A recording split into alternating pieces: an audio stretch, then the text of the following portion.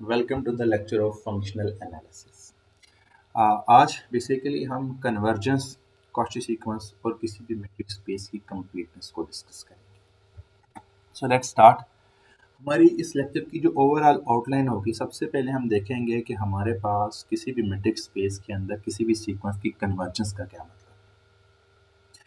Secondly हम check करेंगे कि हमारे पास किसी भी मैट्रिक्स स्पेस के अंदर कॉची सीक्वेंस क्या होती है और किस तरह से कॉची सीक्वेंस किसी भी मैट्रिक्स स्पेस की कंप्लीटनेस को इम्प्लाई करती है। सेकंड लास्टली हम चेक करेंगे कि हमारे पास किसी भी मैट्रिक्स स्पेस के अंदर किसी भी सेट का कोलेयर क्या होता है। और लास्टली हम देखेंगे कि हमारे पास कॉन्टीन्यूटी और किसी भी सीक्वेंस की कन्वर्जेंस किस तरह से आपस में इंटररिलेट करती है। So let's start with the definition of the convergence of a sequence. A sequence xn in a metric space X is said to be converged. हम कहेंगे कि हमारे पास कोई भी सीक्वेंस किसी भी मेट्रिक स्पेस के अंदर कन्वर्ज कर रही है if there exist x belongs to x। अगर आपको उस स्पेस के अंदर कम से कम कोई एक एलिमेंट मिल जाए x such that the distance between xn and x when the limit n approaches to infinity is equals to 0 means हम ये कहना चाह रहे हैं कि हमारे पास कोई भी सीक्वेंस एक्स एन वो किसी भी मेट्रिक स्पेस के अंदर कन्वर्ज करेगी अगर आपको उस सीक्वेंस के लिए कोई भी पॉइंट एक्स मिल जाए।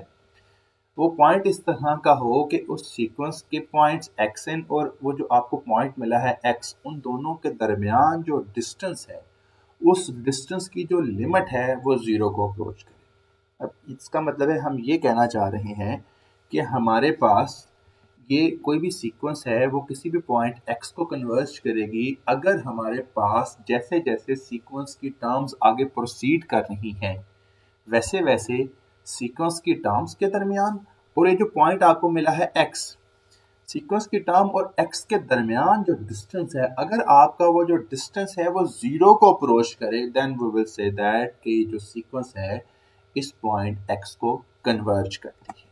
ठीक है, हम इसको कुछ इस तरह से लिखते हैं that limit n approaches to infinity x n equals to x. इसका मतलब है कि जो सीक्वेंस x है ना वो x को कन्वर्ज करती है। या हम इसको लिखने के लिए ये वे भी यूज करते हैं कि x n arrows to x. इसका मतलब यही है कि x n approaches to x के एक्स एन जो है वो आहिस्ता आहिस्ता एक्स के करीब जा रहा है। जब चूंकि वो एक्स के करीब जा रहा है इसका मतलब ये हुआ कि एक्स एन सीक्वेंस और एक्स के दरमियान जो डिस्टेंस है वो जीरो को अप्रोच कर रहा है।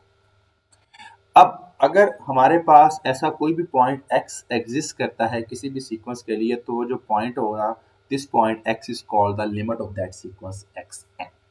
ठीक है, और लेकिन ऑन द अदर हैंड अगर आपके पास ऐसा कोई भी पॉइंट x एग्जिस्ट नहीं करता, if no such x exist then we will say that कि जो सीक्वेंस है ये कन्वर्ज नहीं कर रही। और अगर कोई भी सीक्वेंस कन्वर्ज नहीं कर रही तो हम then we will say that the sequence is divergent.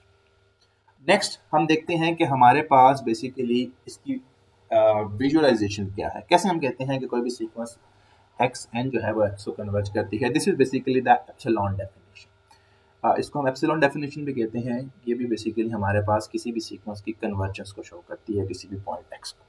So let's see, हम इमेजिन करें कि हमारे पास कोई भी सीक्वेंस है एक्स एन वो किसी भी पॉइंट एक्स को कन्वर्ज कर रही है। इसका क्या मतलब होगा? इसका मतलब ये होगा कि अगर आप कोई भी एप्सिलॉन सेलेक्ट करें for epsilon greater than zero, किसी भी पॉजिटिव एप्सिलॉन के लिए, एप्सिलॉन हमारे पास कोई भी नंबर है वो हमारे पास कोई भी पॉजिटिव नंबर हो सकता है। आप उसको स्मॉलेस्ट से स्मॉलेस्ट कंसीडर कर सकते हैं, आप उसको ग्रेटर देन से ग्रेटर कंसीडर कर सकते हैं। वो आपकी अपनी स्वाधीन है कि आप कौन सा नंबर कंसीडर करते हैं। For epsilon greater than zero, अगर हर एप्सिलॉन के लिए आप वो एप्सिलॉन से करना क्या है, ठीक है, हम देखना ये चाह रहे हैं कि हमारी जो सीक्वेंस है एक्स एन वो एक्स को कन्वर्ज करती है। तो अब आपने इस x को सेंटर मान के जो आपने एप्सिलॉन सपोज किया था उस एप्सिलॉन रेडियस की एक ओपन बॉल जनरेट कर लें। x आपका सेंटर है और इस जो आपके पास ओपन बॉल आपने जनरेट की है इसका जो रेडियस है वो एप्सिलॉन है। तो आपके पास ओपन बॉल बनेगी बी एक्स एप्सिलॉन। ठीक है, अब इस तरह की हर एप्सिलॉन नेबरहुड ऑफ x के लिए, एप्सिलॉन ओपन बॉल के लिए आपको एक नेचुरल नंबर मिलना चाहिए। देयर एग्जिस्ट n जो कि एप्सिलॉन पे डिपेंड करता है, n equals to n of epsilon, such that कि वो नेचुरल नंबर हमारे पास कुछ इस तरह का हो कि हमारे पास उस नेचुरल नंबर, अभी n कुछ भी नेचुरल नंबर हो सकता है, 10 हो सकता है, 20 हो सकता है, कि इस नेचुरल नंबर से पहले वाली जो सीक्वेंस की टर्म पड़ी है, ठीक है, x1 है, x2 है, x3 है, x4 है, ये सारी की सारी जो सीक्वेंस की टर्म्स हैं ये तो बेशक आपकी इस बॉल से बाहर पड़ी, ठीक है, लेकिन but for all n greater than equals to capital N, लेकिन जैसे ही सीक्वेंस की टर्म x कैपिटल N पे या x कैपिटल N से ग्रेटर होती है, तो उस सूरत में पूरी की पूरी जो सीक्वेंस की टर्म है xn वो आपकी इस बॉल के अंदर चली जानी चाहिए। किस तरह से? आप इमेजिन करें कि आपका यहाँ पे x1, x2, x3 बेशक इस बॉल से बाहर पड़ी हो, ठीक है, लेकिन जैसे ही सीक्वेंस की टर्म x कैपिटल N को अप्रोच करें तो x कैपिटल N के बाद क्या आएगा, x कैपिटल N प्लस 1, वो भी इस बॉल के अंदर होना चाहिए। इसी तरह n+2 भी इस बॉल के अंदर होना चाहिए और n+3, और इसके अलावा बाकी अब इन्फिनिटी तक, x इन्फिनिटी तक जितनी भी टर्म्स जा रही है वो सारी की सारी टर्म जो है वो आपकी इस बॉल के अंदर आनी चाहिए, ठीक है। अगर आपको हर एप्सिलॉन के लिए इस तरह का एक नेचुरल नंबर मिल जाता है, then we will say that कि हमारे पास ये जो सीक्वेंस है ये हमारे पास इस पॉइंट x को कन्वर्ज कर रही है। अब यहाँ पे हमारे पास जो इम्पोर्टेंट बात है नोट करने की वो ये है, the limit must belongs to the space, कि आपके पास वो जो पॉइंट है, जो पॉइंट x है जिसको हमारी सीक्वेंस कन्वर्ज कर रही है, जो कि बेसिकली हमारी सीक्वेंस की लिमिट है, वो लिमिट आपकी उस स्पेस का एलिमेंट होनी चाहिए। अगर वो उस स्पेस का एलिमेंट नहीं है तो अब हम कभी भी बात नहीं करेंगे कि ये सीक्वेंस इस पॉइंट को कन्वर्ज कर रही है। जैसा कि हम एग्जांपल देख लेते हैं। आप इमेजिन करें कि आपके पास एक स्पेस है x 0 से 1 तक, आपके पास ओपन इंटरवल है और इसके ऊपर हम जो मेट्रिक कंसीडर कर रहे हैं वो यूजुअल मेट्रिक कंसीडर कर रहे हैं। यूजुअल मेट्रिक मींस कि हमारे पास जो रियल नंबर के ऊपर मेट्रिक कंसीडर होती है, then the distance between x and y is equal to the mod of x minus y। इसको हम यूजुअल मेट्रिक कंसीडर करेंगे क्योंकि हमारे पास यहाँ पे जो स्पेस है वो रियल नंबर का एक सबसेट है। नाउ अब आप इसके अंदर कोई भी सीक्वेंस कंसीडर कर लें। सीक्वेंस क्या है आपके पास, 1/2, 1/3, 1/4 सो ऑन, आप इसको एज अ सीक्वेंस कंसीडर कर लेते हैं, ठीक है। अब हमें नजर आ रहा है कि हमारे पास 1/2 मीन्स के 0.5, 1/3 मीन्स 0.33, 1/4 मीन्स 0.25, इसी तरह 1/5 आ जाएगा आपके पास 0.2, और इसी तरह से आप देखेंगे कि जैसे जैसे सीक्वेंस की टर्म्स आगे प्रोसीड कर रही हैं, हमारी जो सीक्वेंस है ये बेसिकली जीरो को अप्रोच कर रही है। तो हम कहेंगे कि हमारे पास इस सीक्वेंस की जो लिमिट आएगी वो जीरो आएगी, लेकिन इसकी लिमिट तो जीरो आ गई है, लेकिन क्या जो हमारा जीरो है क्या वो इस स्पेस x का एलिमेंट है?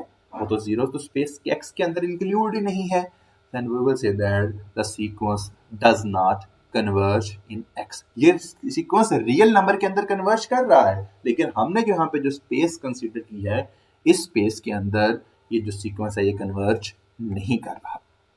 क्यों नहीं कर रहा? क्योंकि जो हमारा जीरो है वो हमारी स्पेस का एलिमेंट नहीं है।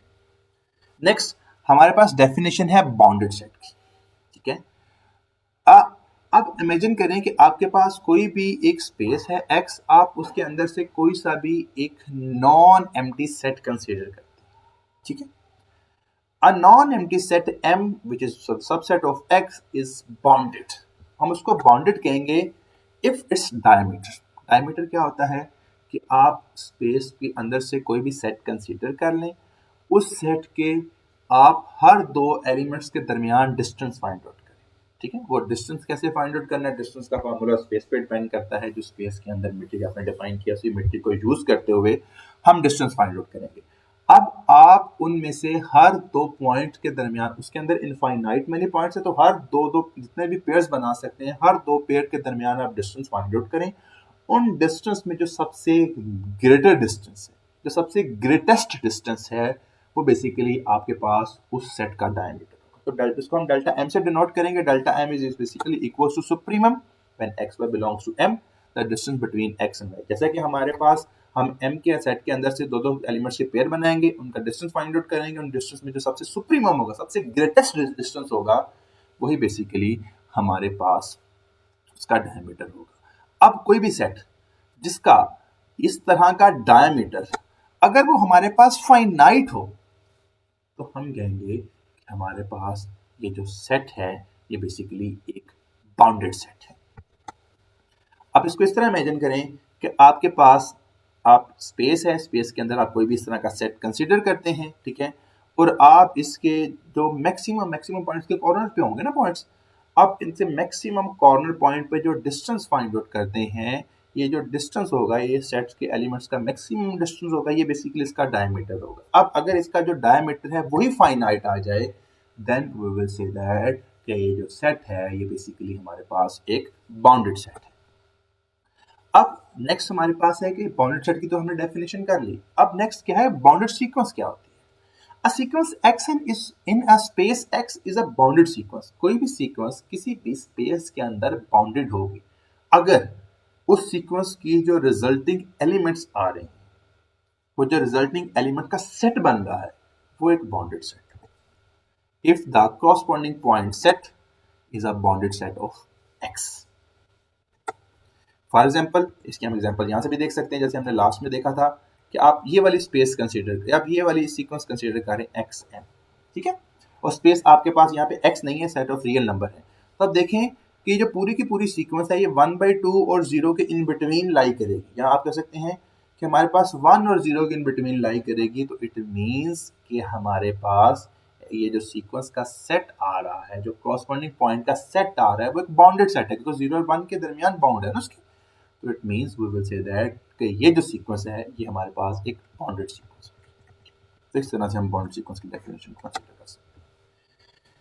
नेक्स्ट हमारे पास एक थ्योरम है, बेसिकली हम इसको कन्वर्जेंस की प्रॉपर्टीज के तौर पे कंसीडर कर सकते हैं कि let X be a matrix space, के आपके पास X एक मैट्रिक्स स्पेस है और इसके ऊपर जो मैट्रिक डिस्टेंस डिफाइन है वो D है, XD है।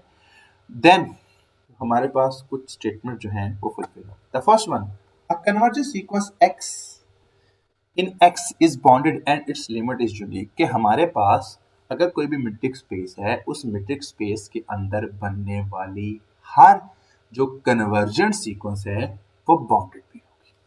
और सेकेंडली ये है कि अगर हमारे पास कोई भी सीक्वेंस है XN, वो किसी पॉइंट X को कन्वर्ज करती है, और जो सीक्वेंस है YN वो Y को कन्वर्ज करती है in the matric space X, तो ये चीज इंप्लाई करवाएगी then the distance between the sequences Xn and Yn will converge to the distance between X and Y. The distance between X and Yn converges to the distance between X and Y. Let's start with the proof. सबसे पहले हम इसके first part, ए part के proof की तरफ जाएंगे। हम imagine करते हैं कि हमारे पास कोई भी एक सीक्वेंस है वो कन्वर्जेंट है। हमने क्या प्रूफ करवाना है? हमने प्रूफ करवाना है कि जो सीक्वेंस है ये बाउंडेड भी हो। हम यही हमारा थ्योरम था ना कि every convergent sequence is bounded और उसकी लिमिट यूनिक होगी। तो हमें दो चीजें शो करवानी है कि ये जो सीक्वेंस है Xn ये बेसिकली कन्वर्जेंट है, ये बाउंडेड भी होगी और इसकी जो लिमिट होगी वो भी यूनिक है। तो लेट्स सी, आप इमेजिन कर लें कि ये जो सीक्वेंस है ये हमारे पास कन्वर्जेंट है, तो कन्वर्जेंट की डेफिनेशन को भी तो फुलफिल करेगी ना। जो कन्वर्जेंस की हमने एप्सिलॉन वाली डेफिनेशन कंसीडर की थी कि हर एप्सिलॉन के लिए एक नेचुरल नंबर होना चाहिए, कि जब भी सीक्वेंस की टर्म उस नेचुरल नंबर से इक्वल आ जाए, उससे ग्रेटर आ जाए, तो उस वक्त हमारी वो जो सीक्वेंस की टर्म्स है वो हमारे पास उस X की एप्सिलॉन बॉल के अंदर कंटेन करें। अब यहाँ पे जो चीज़ थी वो हर एप्सिलॉन के लिए एग्जिस्ट कर रही थी, तो हम इमेजिन कर लेते हैं कि एप्सिलॉन की वैल्यू हमारे पास 1 है, क्योंकि 1 भी तो हमारे पास एक पॉजिटिव नंबर है ना, और एप्सिलॉन पे जस्ट इतनी कंडीशन थी कि एप्सिलॉन ग्रेटर देन 0 होना चाहिए, तो एप्सिलॉन इज इक्वल टू 1। अब सिंस Xn इज कन्वर्जेंट, क्योंकि Xn कन्वर्जेंट है, ठीक है, तो by the definition of the convergence there exist n, हर एप्सिलॉन के लिए एक नेचुरल नंबर एग्जिस्ट करेगा, तो एप्सिलॉन इज इक्वल टू 1 के लिए भी एक नेचुरल नंबर एग्जिस्ट करेगा, there exist n such that the distance between X and X is less than epsilon होना चाहिए था ना। अब यहाँ पे हम बात कर रहे हैं the distance between X and X is less than 1, ठीक है। क्यों? अगर आपको दोबारा थोड़ा गौर से दिखा दूं, जो हमने लास्ट में एग्जांपल भी की थी, जरा देखिएगा कि यहाँ पे सीक्वेंस की जितनी भी टर्म्स हैं जो कि कैपिटल N या कैपिटल N के बाद आ रही हैं, उन सारी की सारी सीक्वेंस की टर्म का जब हम इस पॉइंट X के साथ डिस्टेंस कंसीडर करते हैं, तो वो जो डिस्टेंस होगा वो ऑब्वियस सी बात है एप्सिलॉन से कम होगा, क्योंकि ये जो बॉल है, बॉल की बाउंड्री और X के दरमियान जो डिस्टेंस है वो एप्सिलॉन है, और सारे के सारे पॉइंट इस बॉल के अंदर पड़े हैं। तो ऑब्वियस सी बात है कि उन पॉइंट का और हमारे पास जो यहाँ पे X है उनका जो डिस्टेंस होगा वो लेस देन एप्सिलॉन ही होगा। सो वही चीज हम यहाँ पे यूज कर रहे हैं कि हमारे पास the distance between x and x is less than epsilon. कब? when this sequence terms will equals to and greater than equals to n. तो ये तो हमारे पास एक सिनेरियो बन गया कि जब सीक्वेंस की टर्म हमारे पास कैपिटल एन या कैपिटल एन से बड़ी हो जाएंगी, x capital N plus one, x capital N plus two, इससे आगे की तरफ चलेंगी तो वो पूरी की पूरी जो सीक्वेंस का एक्स के साथ डिस्टेंस था वो लेस देन वन आ रहा था। और दूसरी सूरत में जो पीछे वाले टर्म्स हैं अब उनके बारे में डिस्कस करेंगे जो कि वन से लेकर n minus capital N minus one तक जा रही है। तो अब इमेजिन करते हैं कि हमारे पास कोई भी एक नंबर है, हमने सपोज कर लिया लेट ए कोई भी नंबर है, वो क्या है कि x1 और x के दरमियान जो डिस्टेंस था हमने वो कंसीडर किया। इसी तरह हम x2 और x1 के दरमियान x2 और x के दरमियान डिस्टेंस कंसीडर करेंगे। इसी तरह हम x3 और x के दरमियान डिस्टेंस कंसीडर करेंगे। और यहाँ पे हमारे पास xn नहीं होगा, xn-1 होगा, xn-1 और x के दरमियान डिस्टेंस कंसीडर करेंगे। ठीक है, जब हमने सारा का सारा डिस्टेंस कंसीडर कर लिया तो अब हमारे पास ये कुछ फाइनाइट डिस्टेंसेस होंगे ना, इन डिस्टेंसेस में जो सबसे मैक्सिमम डिस्टेंस होगा उसको हम a कंसीडर करेंगे। ठीक है, अब इससे क्या पता चले? इससे पता ये चलेगा कि इन सब में जो सबसे मैक्सिमम वैल्यू है उसको हमने a कह दिया है ना, तो ऑब्वियस सी बात है बाकी सारे के सारे डिस्टेंसेस जो होंगे अपनी मैक्सिमम वैल्यू से तो छोटे होंगे या उसके इक्वल आ जाएंगे। ठीक है, तो हम कह सकते हैं कि ये सारे के सारे जो डिस्टेंस हैं, distance between x1 and x, ये भी a या a से लेस होगा। इसी तरह हमारे पास जो distance between you can say that कि आपके पास आ जाएगा x2 एंड x, वो भी a से लेस या इक्वल आ जाएगा। इसी तरह हमारे पास बाकी जितने भी डिस्टेंसेस होंगे वो सारे के सारे जो होंगे वो a से लेस होंगे। अब ये सारे के सारे जो डिस्टेंसेस हैं वो a से लेस होंगे, तो ये चीज़ इम्प्लाई करवाएगी हमें कि हमारे पास जो ओवरऑल सिनेरियो होगा, देखें हमारे पास जब सीक्वेंस की टर्म कैपिटल एन से बड़ी थी तो डिस्टेंस वन से लेस था। ठीक है, और जब उससे छोटी हैं तो डिस्टेंस हमारे पास a से लेस है। तो इसका मतलब हम इसको ओवरऑल सिनेरियो लिख सकते हैं कि पूरी की पूरी सीक्वेंस की टर्म जो होंगी जो कैपिटल N से छोटी होंगी या कैपिटल N से बड़ी होंगी, उनका जब हम x से डिस्टेंस कंसीडर करेंगे तो a का डिस्टेंस 1 से लेस था, दूसरी का डिस्टेंस a से लेस है, तो दोनों का डिस्टेंस होगा वो 1 प्लस a से लेस आएगा। तो ये चीज़ इम्प्लाई करवाएगी कि हमारे पास सीक्वेंस की जितनी भी टर्म्स हैं वो हमारे पास सारी की सारी सीक्वेंस की टर्म्स का जो डिस्टेंस है x के साथ वो 1 प्लस a से लेस है। इसका मतलब ये हुआ हम ये कहना चाह रहे हैं कि हमारे पास सीक्वेंस की जितनी भी टर्म्स आ जाएंगी वो सारी की सारी टर्म्स, अगर मैं यहाँ पे x की जगह रखूँ तो उनका जो डिस्टेंस, सॉरी मैं y की जगह रखूँ तो उनका जो डिस्टेंस होगा x के साथ, ये वाला डिस्टेंस जो होगा ये फाइनाइट होगा। अगर ये सारे के सारे डिस्टेंसेस फाइनाइट हैं, तो इनकी जो सुप्रीमम वैल्यू होगी वो भी फाइनाइट होगी। तो अगर इनकी जो सुप्रीमम वैल्यू बेसिकली हमारे पास डायमीटर होगा, तो अगर हमारे पास उसका डायमीटर फाइनाइट है तो हम कहेंगे कि हमारे पास ऐसे जो सीक्वेंस है वो बेसिकली हमारे पास एक बाउंडेड सीक्वेंस होगी। It implies action is bounded. अब नेक्स्ट हम चेक करेंगे यूनिकनेस को कि हमारे पास क्या ये जो सीक्वेंस की लिमिट आ रही है यूनिक भी है, यानी उसके लिए हम क्या कंसीडर करेंगे, हम कहेंगे कि हमारे पास सीक्वेंस की एक से ज़्यादा लिमिट एग्जिस्ट कर रही है। हम इमेजिन करते हैं कि हमारे पास जो सीक्वेंस xn है वो x को भी कन्वर्ज करती है, और इसी तरह हम इमेजिन करते हैं कि जो हमारी सीक्वेंस है xn वो z को भी कन्वर्ज करती है। अब ये दोनों सीक्वेंसेस, अगर हमारे पास एक सीक्वेंस x को भी कन्वर्ज कर रही है, वो z को भी कन्वर्ज कर रही है, तो हमें पता है कि अगर हम distance between x and z find out करें, अब क्योंकि यहाँ पे जो डिस्टेंस है d है वो एक मेट्रिक है, और हमें पता है कोई से भी दो पॉइंट के दरमियान जब भी हम डिस्टेंस कंसीडर करें तो आंसर 0 या 0 से लेटर आएगा। तो we will say that 0 is less than equal to the distance between x and z।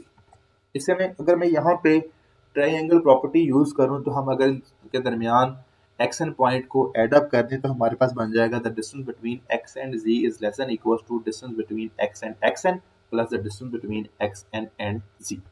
अब नेक्स्ट अगर हम कंसीडर करें कि हमें पता है कि हमारे पास जो सीक्वेंस x है वो x को कन्वर्ज कर रही है ना, अब चूंकि जो सीक्वेंस है वो x को कन्वर्ट कर रही है तो इसका मतलब ये हुआ कि xn और x के दरमियान जो डिस्टेंस होगा वो 0 को अप्रोच करेगा। तो इसका मतलब है the distance between xn and x approaches to 0। Plus इसी तरह हमारे पास जो सीक्वेंस xn है वो z को भी कन्वर्ज कर रही है, तो इससे पता ये चलेगा कि हमारे पास the distance between x and z is also approaches to 0, और 0 प्लस 0 का आंसर हमारे पास 0 हो जाएगा। अब इससे हमें दो चीज़ें पता चली कि 0 is less than equal to dxz और dxz is less than equal to again 0। तो इसका मतलब ये हुआ कि हमारे पास यहाँ से दो इनइक्वालिटीज आती हैं। The distance between x and z is less than equal to 0 and the distance between x and z is greater than equal to 0। तो अगर हमारे पास इस तरह से इनइक्वालिटीज एग्जिस्ट करेंगी तो इसका मतलब ये हुआ कि हमारे पास the distance between x and z is equal to 0। और अगर हमारे पास मैट्रिक्स स्पेस के अंदर कोई से भी दो एलिमेंट का डिस्टेंस आपस में इक्वल टू 0 आ जाता है तो ये चीज़ इंप्लाई करवाती है by using the second property of the metric space that x equals to z। ये दोनों पॉइंट आपस में। अब इससे क्या पता चला? इससे पता ये चला कि हमने स्टार्ट में सपोज किया था कि x n की जो लिमिट्स हैं वो दो डिफरेंट लिमिट है, एक x है वो z है, और लास्ट में पता चला कि वो दोनों डिफरेंट लिमिट्स नहीं है, वो सेम ही है, दोनों आपस में इक्वल है। तो इसका मतलब ये हुआ कि सीक्वेंस की जो टर्म्स हैं वो बेसिकली सीक्वेंस की जो लिमिट है वो बेसिकली हमारे पास यूनिक होगी। नेक्स्ट, अब हमारे पास इसका प्रूफ बी पे आ जाएंगे। हमारे पास बी पार्ट क्या था? बी पार्ट था कि अगर हमारे पास सीक्वेंस जो है वो हमारे पास like x n sequence x को कन्वर्ज करे और वाई एन सीक्वेंस वाई को कन्वर्ज करे, तो the distance between x and y n converges to the distance x and y. तो लेट्स स्टार्ट। अब हमें पता है कि हमारे पास अगर हम यहाँ पे ट्राइंगल प्रॉपर्टी यूज करें, the distance between x and y n is less than equal to, अगर मैं इसके अंदर एक पॉइंट ऐड कर दूं एक्स और y पॉइंट ऐड कर दूं तो हमारे पास by using these two point हमारे पास ट्रायंगल प्रॉपर्टी बन जाएगी, the distance between x and x, और हमने नया पॉइंट ऐड किया y, तो distance between x and y, और उसके बाद आ जाएगा plus the distance between y and yn। Got it? अब सिंपली अगर मैं ये करूं कि यहाँ पे हमारे पास ये जो distance between x and y इसको उठा के हम उस साइड पे ले जाएं तो हमारे पास सिनेरियो बनेगा the distance between x and y minus the distance between x and y, the distance between x and y and minus the distance between x and y is less than equal to the distance between x and x plus the distance between y and y। हमने कुछ भी नहीं किया, हमने दोनों sequences consider की। जैसे हम सीक्वेंस के अंदर एक पॉइंट एम्बेड करवाते हैं ट्रायंगुलर प्रॉपर्टी में, हमने पहले एक पॉइंट एम्बेड करवाया, फिर हमने सेकंड पॉइंट एम्बेड करवा दिया, तो हमारे पास ये वाला सिनेरियो बन जाएगा। ठीक है, अब नेक्स्ट हमारे पास क्या बनेगा? अब आप यही वाला काम अगर हम दोबारा रिपीट करें, फिर हम इस तरह से करें कि similarly by interchanging x n and x and as well as y n and y, अगर आप एक्स एन और वाई एन को आपस में इंटरचेंज करते हैं और एक्स और वाई को आपस में इंटरचेंज करते हैं और ओवरऑल जो आपके पास सिनेरियो होगा इसको -1 से मल्टीप्लाई करवा दें, then we will get this. ठीक है, तो अब इसमें क्या बना हमारे पास? इससे हमारे पास ये बना कि हमारे पास दो डिस्टेंसेस आ गए। यहाँ पे हम बात कर रहे हैं the distance between x and y and minus the distance between x and y इससे लेस है, और सिमिलरली ये वाला जो डिस्टेंस है इसके माइनस से ग्रेटर है। तो ये तो हमारे पास मॉडुलस की डेफिनेशन नहीं आती कि अगर मैं ये लिखूं x is less than 1 and greater than -1, तो ये चीज बनती है the mod of x is less than 1 equals to 1, you can say that less than 1। तो अब इससे हमें क्या पता चलेगा कि इस टर्म का जो मॉड होगा, this mod should be less than this one. तो हमें पता चला by combining 1 and 2 we have the distance between x and y and minus the distance between x and y, इसकी जो मॉडुलस वैल्यू होगी that one will be less than equals to the distance between x and x plus the distance between y and y। xn के बारे में हमें idea है कि ये x को कन्वर्ज करता है, तो इसका मतलब है इसका जो डिस्टेंस होगा वो 0 को अप्रोच करेगा। इसी तरह हमें yn के बारे में आइडिया है कि yn जो है वो y को कन्वर्ज करता है, तो इसका मतलब ये हुआ कि ये वाला जो डिस्टेंस होगा वो भी 0 को अप्रोच करेगा। अब दोनों का जो हम ऐड करेंगे 0 + 0 आंसर इक्वल टू हमारे पास 0 आ जाएगा। इससे हमें पता ये चला the distance between x and y and minus the distance between x and y, इसकी जो मॉडुलस वैल्यू है ये 0 को अप्रोच कर रही है, और अगर इनकी जो मॉडुलस वैल्यू 0 को अप्रोच करे तो अगर मैं इस चीज़ को उठा कर डिस्टेंस x y को उठा कर उधर ले जाऊँ तो ये बन जाएगा the distance between x and y and will approaches to the distance between x and y। Okay, so next हमारे पास बेसिकली एक सीक्वेंस है कॉची सीक्वेंस। जैसे हमने कन्वर्जेंस सीक्वेंस की डेफिनेशन को देखा, इसी तरह हमारे पास कॉची सीक्वेंस की डेफिनेशन है। अब इसको आप रफली कुछ इस तरह से इमेजिन करें कि जैसे हमने बात की थी कि हमारे पास कोई भी सीक्वेंस किसी भी पॉइंट x को कन्वर्ज करेगी, अगर जैसे जैसे सीक्वेंस की टर्म आगे प्रोसीड कर रही हैं तो सीक्वेंस की टर्म और उस पॉइंट x के दरमियान जो डिस्टेंस है वो कम से कम होता जाए और एट द एंड 0 को अप्रोच करता है। कॉची सीक्वेंस में हम उस पॉइंट को फिक्स नहीं करेंगे, हम कहेंगे कि हमारे पास कोई भी सीक्वेंस उस वक्त कॉची होगी, अगर हमारे पास जैसे जैसे सीक्वेंस की टर्म्स आगे बढ़ रही हैं सीक्वेंस की टर्म्स के दरमियान जो डिस्टेंस है, सीक्वेंस की अपनी टर्म्स के दरमियान जो डिस्टेंस है वो कंजेक्टिव भी हो सकती हैं, वो नॉन कंजेक्टिव भी हो सकती हैं टर्म्स, उनके दरमियान जो डिस्टेंस है ये डिस्टेंस कम से कम होता जाए। ठीक है, उस सूरत में हम कहेंगे कि ये हमारे पास सीक्वेंस होगी, ये बेसिकली कॉशी होगी। जैसे हमने अभी तक सीक्वेंस देखी थी 1/2, 1/3, 1/4। अब देखें कि जैसे जैसे सीक्वेंस की टर्म्स आगे बढ़ रही हैं, सीक्वेंस की टर्म्स के दरमियान जो डिस्टेंस है वो कम से कम होता जा रहा है। देखें हमारे पास 1/2 और 1/3 है, 1/2 और 1/3 के दरमियान डिस्टेंस थोड़ा सा ज़्यादा है, 1/3 और 1/4 के दरमियान डिस्टेंस और कम हो जाता है, 1/4 और 1/5 के दरमियान और डिस्टेंस कम हो जाता है। तो देखें जैसे जैसे सीक्वेंस की टर्म्स आगे बढ़ रही हैं, सीक्वेंस की टर्म्स के दरमियान जो डिस्टेंस है वो कम से कम होता जा रहा है, then we will say that कि ये जो सीक्वेंस है ये बेसिकली हमारे पास एक कॉशी सीक्वेंस है। Let's proceed with the some definition, you can say the official definition. A sequence xn is a uh, xn in a metric space x is Cauchy। कोई भी सीक्वेंस किसी भी metric space x के अंदर Cauchy होगी कब? If for epsilon greater than 0, again there exists n some natural number, and that n natural number depends upon epsilon such that the distance between xm and xn is less than epsilon for all m and n is greater than equals to greater than equals to natural number capital N। कि हमारे पास आप कोई भी epsilon suppose कर लें, ठीक है, तो आप देखेंगे कि उस एप्सिलॉन के लिए आपको एक नेचुरल नंबर मिल जाएगा कैपिटल N के। आप देखेंगे कि उस नेचुरल नंबर और उस नेचुरल नंबर के बाद आने वाली सीक्वेंस की अपनी टर्म्स के दरमियान जो डिस्टेंस होगा वो आपके एप्सिलॉन से कम होगा। फॉर एग्जाम्पल आप एप्सिलॉन की वैल्यू सपोज कर लें 0.5, तो आपको सीक्वेंस में चलते चलते चलते चलते 10th 12th किसी पोजीशन पे ऐसा नेचुरल नंबर मिल जाएगा कि आप देखेंगे कि उस नेचुरल नंबर के बाद आने वाली सीक्वेंस की जितनी भी टर्म है, अगेन बता रहा हूँ, वो कंजेक्टिव भी हो सकती हैं, वो नॉन कंजेक्टिव भी हो सकती हैं। तो सीक्वेंस की टर्म्स के दरमियान जो डिस्टेंस होगा आपको 0.5 से कम होगा। इसी तरह आप एप्सिलॉन की और वैल्यू सपोज कर लें, आपको उसके लिए कोई नेचुरल नंबर मिल जाएगा। और अगर आपको इस तरह का नेचुरल नंबर हर एप्सिलॉन की वैल्यू के लिए मिल रहा है तो आप कहेंगे कि जो सीक्वेंस है बेसिकली आपके पास एक कॉची सीक्वेंस है। अब हमने कहा था कि हमने कॉची सीक्वेंस से कंप्लीटनेस पे जाना है। The space X is complete if every Cauchy sequence in a space converge to a limit in X space।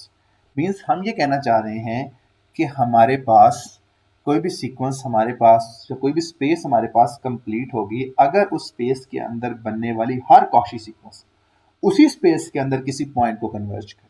तो हम कहेंगे कि ये स्पेस हमारे पास बेसिकली एक कंप्लीट स्पेस है, या यू कैन से दैट एक कंप्लीट मेट्रिक स्पेस है। ठीक है, so let's start with some examples. The first one is basically the real line। हमने रियल लाइन के बारे में देखा था जब हमने रियल एनालिसिस 1 को डिस्कस किया था कि हमारे पास रियल लाइन के ऊपर या रियल स्पेस के अंदर बनने वाली हर कॉशी सीक्वेंस कन्वर्जेंट होती है। तो चूंकि हमारे पास रियल लाइन के अंदर बनने वाली हर कॉशी सीक्वेंस कन्वर्जेंट है, तो इट मीन्स कि हमारे पास जो रियल लाइन की स्पेस है वो एक कंप्लीट मेट्रिक स्पेस है। और इसी तरह से अगर मैं कॉम्प्लेक्स प्लेन की बात करूं तो कॉम्प्लेक्स प्लेन में भी बनने वाली हर जो कॉशी सीक्वेंस है वो कन्वर्ज करती है। क्यों कन्वर्ज करती है? क्योंकि बेसिकली कॉम्प्लेक्स प्लेन के अंदर कॉम्प्लेक्स नंबर्स होते हैं, और कॉम्प्लेक्स नंबर बेसिकली हमारे पास क्या होते हैं, दो इमेजिनरी नंबर, उसमें हमारे पास एक रियल पार्ट होता है, रियल पार्ट भी हमारे पास एक रियल नंबर है, और उसका इमेजिनरी पार्ट होता है, इमेजिनरी पार्ट भी हमारे पास एक रियल नंबर ही होता है।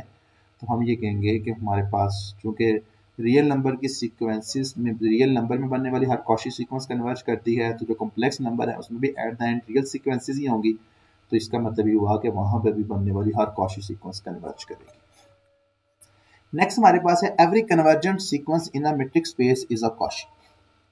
ठीक है, कि हमें ये तो पता है कि अगर हमारे पास हर कॉशी सीक्वेंस कन्वर्ज कर जाए तो हमारे पास वो जो स्पेस होती है वो बेसिकली हमारे पास एक कंप्लीट मेट्रिक स्पेस होती है। अब थ्योरम बिल्कुल इसके कन्वर्स है। कन्वर्स ये है कि प्रूव करें कि every convergent sequence in a metric space is Cauchy, कि ये तो होल्ड करता ही करता है। अगर इसका उल्ट भी होल्ड करे, कॉशी भी कन्वर्जेंट तो कॉशी होती है, लेकिन अगर इसका उल्ट भी होल्ड, इसका कन्वर्स भी होल्ड कर जाए कि कॉशी भी कन्वर्जेंट हो जाए, तो फिर स्पेस आपके पास कंप्लीट हो जाती है। लेकिन अगर स्पेस कंप्लीट ना भी हो तब भी आपके पास हर जो कन्वर्जेंट सीक्वेंस होगी वो कॉशी तो होगी। अब उसको प्रूव करते हैं, लेट्स सी। अब इमेजिन कर लें कि आपके पास कोई भी सीक्वेंस है और वो कन्वर्जेंट है, क्योंकि हमें प्रूव करवाना है कि ये कन्वर्जेंट सीक्वेंस कॉशी होती है। तो आप इमेजिन कर लें कोई भी सीक्वेंस xn है वो किसी पॉइंट x को कन्वर्ज कर रही है। ठीक है, तो अब कन्वर्ज कर रही है तो ऑब्वियसली बात है वो हमारे पास कन्वर्जेंस की डेफिनेशन को भी फुलफिल करेगी। अब कन्वर्जेंस की डेफिनेशन क्या है, गिवन एप्सिलॉन ग्रेटर देन 0 हम उसके लिए कोई भी एक नेचुरल नंबर चूज करेंगे n, ठीक है, we can there exist a natural number n such that वो क्या होगा, the distance between x and x is less than epsilon by 2। अब एप्सिलॉन कोई फिक्स नंबर नहीं है, एप्सिलॉन एक पॉजिटिव नंबर है, अगर एप्सिलॉन पॉजिटिव है तो एप्सिलॉन 2 भी तो पॉजिटिव है ना। हमने इमेजिन कर लिया कि जब हमारे पास हमारे हर एप्सिलॉन के लिए हम नंबर चूज कर सकते हैं कि वो नंबर किस तरह का होगा, जब सीक्वेंस की टर्म उस नंबर कैपिटल एन या कैपिटल एन से ग्रेटर होंगी तो उस सूरत में the distance between the sequence and the x is less than epsilon by 2। Then अब आप इस तरह के दो नंबर इमेजिन कर लेते हैं, m और n दोनों के दोनों जो है वो कैपिटल n से बड़े हैं, ठीक है। जब दोनों नंबर कैपिटल n से बड़े हैं तो ये चीज इंप्लाई करवाएगी the distance between x m and x n. अगर यहाँ पे मैं ट्राइंगल प्रॉपर्टी यूज करूँ, हम इसमें x को एम्बेड करवा तो ये बन जाएगा less than equal to the distance between x m and x plus the distance between x and x N.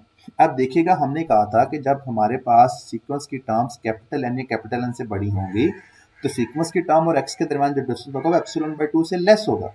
तब देखें जो m है ये कैपिटल n से बड़ा है ना, उसका मतलब ये हुआ कि सीक्वेंस की एक्स एम वाली टर्म्स और एक्स के दरमियान जो डिस्टेंस होगा ये एप्सिलॉन बाय 2 से लेस होगा। और सिमिलरली ये जो n है ये भी कैपिटल n से बड़ा है, तो अब इस सूरत में ये जो डिस्टेंस होगा ये भी लेस देन एप्सिलॉन बाय 2 होगा। अब epsilon 2 by 2 plus epsilon by 2 हमारे पास एप्सिलॉन आ जाएगा, तो इट मींस ये चीज इंप्लाई करवाएगी the distance between x m and x n is less than epsilon. और ये बेसिकली हमारे पास कॉची सीक्वेंस की डेफिनेशन है। इसका मतलब ये हुआ it implies x n is basically a Cauchy sequence. Next हमारे पास फर्दर कुछ प्रॉपर्टीज हैं कोलेयर की, हमने कोलेयर की प्रॉपर्टी को यूज करना है और कन्वर्जेंस को प्रूव करना है। तो आप इमेजिन करें लेट m बी, हमारे पास एक थ्योरम है, let m be a non empty subset of a matrix space x और m bar is basically its closure, ठीक है, कि m एक नॉन एम्प्टी सेट है किसी भी मैट्रिक्स स्पेस के अंदर, m बार जो है उसका कोलेयर को डिनोट करता है। अब वो ये बात करता है कि x बिलोंग्स टू m कोलेयर के, हमारे पास कोई भी एलिमेंट उसके कोलेयर के अंदर एग्जिस्ट करेगा if and only if and only if हमारे पास ट्रू वे स्टेटमेंट है कि अगर ये एग्जिस्ट करेगा तो ये सेकंड स्टेटमेंट एग्जिस्ट करेगी, और अगर सेकंड एग्जिस्ट करेगी तो फिर फर्स्ट भी एग्जिस्ट करेगी। x belongs to m closure if and only if there exist a sequence xn in the set m। किस तरह होगा कि अब जो सीक्वेंस होगी वो आपके इस पॉइंट कोलेयर के पॉइंट x को कन्वर्ज करेगी। ये हमारे पास इसकी फर्स्ट स्टेटमेंट है। इसी तरह सेकंड स्टेटमेंट है b जो है कि m इज क्लोज्ड, कि हमारे पास कोई भी सेट होगा वो क्लोज होगा if and only if there exist sequence xn belongs to m। अगर आपको एक ऐसी सीक्वेंस मिल जाए जो कि सेट के अंदर एग्जिस्ट कर रही हो, ठीक है, और वो सीक्वेंस किसी पॉइंट x को भी कन्वर्ट कर रही हो, तो ये चीज़ इंप्लाई करवाए कि वो जो पॉइंट है वो बेसिकली हमारे सेट m के अंदर एग्जिस्ट करता है। अगर ये चीज़ एग्जिस्ट करेगी तो हम कहेंगे m क्लोज्ड है, और अगर m क्लोज होगा तो फिर ये चीज़ एग्जिस्ट करेगी। हम फर्दर बारी बारी इन चीज़ों को प्रूव करेंगे। So let's start with the proof of the part A। हमारे पास बेसिकली ये जो कि इफ एंड ओनली के साथ इसका मतलब हमारे पास प्रूफ की दो डायरेक्शन होगी। The first one is basically the forward direction में हम ये फर्स्ट स्टेटमेंट सपोज करेंगे, सेकंड प्रूफ करेंगे, और सेकंड हमारे पास इसकी रिवर्स डायरेक्शन होगी। रिवर्स डायरेक्शन में हम सेकंड जो चीज़ होगी इसको सपोज करेंगे और फर्स्ट वन को प्रूव करेंगे। तो हम फर्स्ट पार्ट ए के अंदर इसकी जो फॉरवर्ड डायरेक्शन सबसे पहले उसको देखते हैं। हम इमेजिन करते हैं कि हमारे पास let x belongs to the M closure, हमारे पास कोई भी एलिमेंट है वो किसी भी सेट के कोलेयर के अंदर एग्जिस्ट कर रहा है।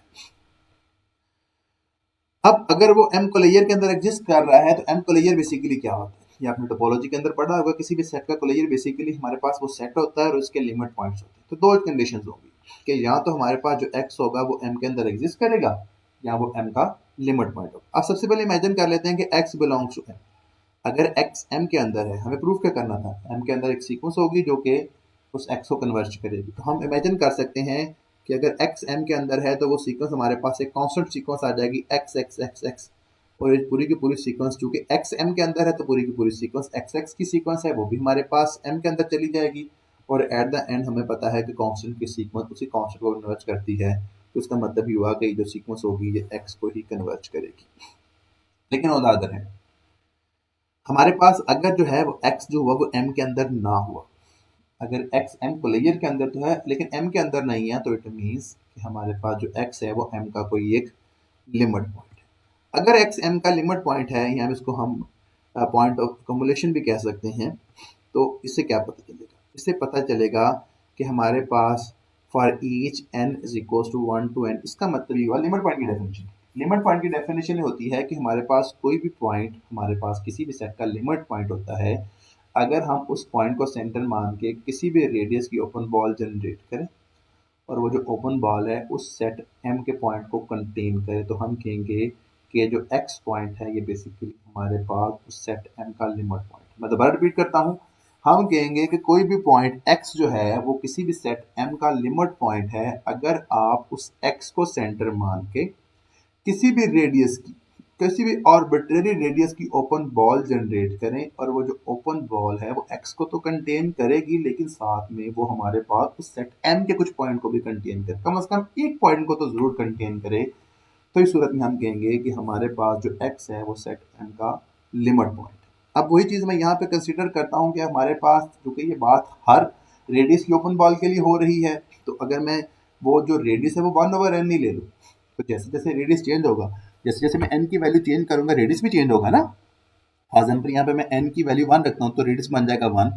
मैं यहाँ पे n की वैल्यू 2 रखता हूँ तो रेडियस बन जाएगा 1/2। इसी तरह मैं n की वैल्यू 3 रखता हूँ तो रेडियस बन जाएगा 1/3। तो इसका मतलब ये हुआ कि हमारे पास जब हम बात कर रहे हैं कि हर ओपन बॉल के लिए सेट m का कम से कम एक पॉइंट एग्जिस्ट करना चाहिए, तो इसका मतलब ये हुआ कि यहाँ पे जैसे जैसे n चेंज करेंगे रेडियस चेंज होगा और हर रेडियस के लिए ओपन बॉल नहीं बनेगी, और हर ओपन बॉल में हमारे पास कम से कम सेट एम का एक पॉइंट जरूर आएगा। तो हम ने वो जो रेडियस है उसको हमने जनरलाइज 1/n कह दिया। अब यहाँ पे n की वैल्यू 1 रखेंगे, उसके लिए हमारे पास सेट m का एक पॉइंट जरूर एग्जिस्ट करेगा जो कि इस बॉल के अंदर होगा, उसको हम x1 कह देते हैं।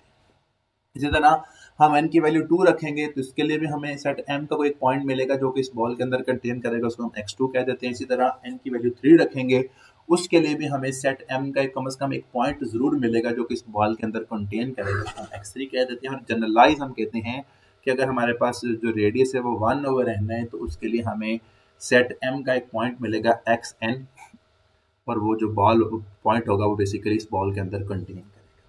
ठीक है,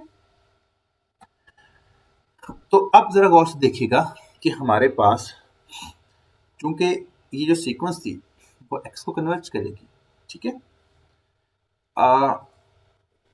वो कन्वर्ज क्यों करेगी? कन्वर्ज इसलिए करेगी, तरह देखें कि जैसे जैसे हमारे पास हम n की वैल्यू इंक्रीज करते रहेंगे, हर n की वैल्यू के लिए हमारे पास इस सीक्वेंस का एक पॉइंट बॉल के अंदर होगा। हर सीक्वेंस के लिए m का हर n की वैल्यू के लिए सीक्वेंस के पॉइंट बॉल के अंदर होगा, और जैसे जैसे हम n की वैल्यू इंक्रीज करते रहेंगे तो रेडियस कम से कम होता जाएगा। देखें, अगर हम n की वैल्यू 1 रखें तो रेडियस 1 होगा, n की वैल्यू 2 रखें रेडियस 1/2 हो जाएगा, n की वैल्यू 3 रखने से रेडियस 1/3 हो जाएगा। तो इसका मतलब है कि जैसे जैसे n की वैल्यू इंक्रीज कर रही है, n की वैल्यू इंक्रीज करने से हमारे पास जो रेडियस है वो कम से कम होता जाएगा। और अगर आप इमेजिन करें कि n की वैल्यू जब इन्फिनिटी को अप्रोच कर रही है तो फिर रेडियस कितना हो जाएगा? तो फिर रेडियस भी तो जीरो को अप्रोच करेगा ना, क्योंकि 1/n जो होगा वो जीरो को अप्रोच करेगा। तब रेडियस 1/n जो है वो जीरो को अप्रोच कर रहा है, तो फिर जब एक बॉल है, आप इमेजिन करें उसका जो रेडियस है वो जीरो है, तो फिर उस बॉल के अंदर क्या होगा? फिर उस बॉल के अंदर सिर्फ सेंटर रह जाएगा।